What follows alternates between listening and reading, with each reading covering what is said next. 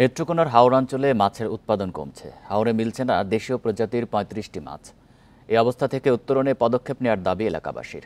মাছের উৎপাদন বাড়াতে বিভিন্ন পরিকল্পনার কথা জানিয়েছে মৎস্য বিভাগ।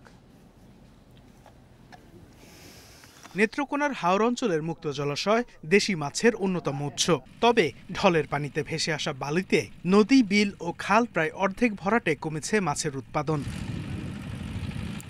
শুধু প্রাকৃতিক কারণেই নয়, অতিরিক্ত মৎস্য আহরণ, কৃষি জমিতে অতিরিক্ত কীটনাশক ব্যবহার, অপরিকল্পিত বাঁধ ও উন্নয়নেও কমেছে মাছের উৎপাদন।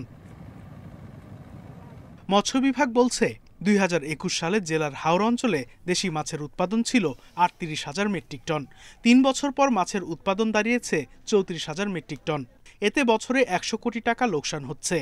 পাহাড়ি ডলের সাথে ভেসে আসা বালিতে এবং অপরিকল্পিত উন্নয়ন কর্মকাণ্ডের ফলে এবং ওভার ফিশিংয়ের কারণে হাওরের মিঠা পানির মাছ দিন দিন কমে যাচ্ছে। ইতোমধ্যে হাওরে চাপিলা, কাচকি, খৈলসা সহ প্রায় ৩৫ প্রজাতির মাছ মিলছে না। এতে জীবন জীবিকা নিয়ে শঙ্কায় স্থানীয়রা। টন নিয়ে মাছ বেচছে অন্য বছর, কমুক আর এই বাড়তি হোক নিয়ে বেচছে, এই মাছ বেচছে খাবার টাবার আনছে আর না খাইছে। জনগণ এই গরিব বাঙাল চলাটাই কষ্ট। আমরা খুব অসুবিধা, এই অসুবিধার কারণে আমরা খুব হয়রানি আছি, মানে কষ্টে আছি। এই আলু ভর্তা, চালু ভর্তা দিয়ে খাওয়ার লাগে।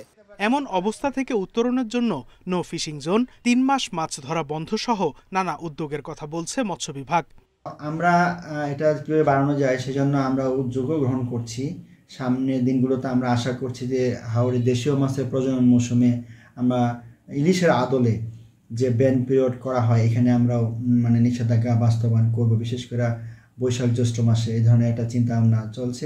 দ্রুত ব্যবস্থা না নিলে দেশি মাছের এই উৎস বিলুপ্তের শঙ্কায় সচেতন মহল। Independent news.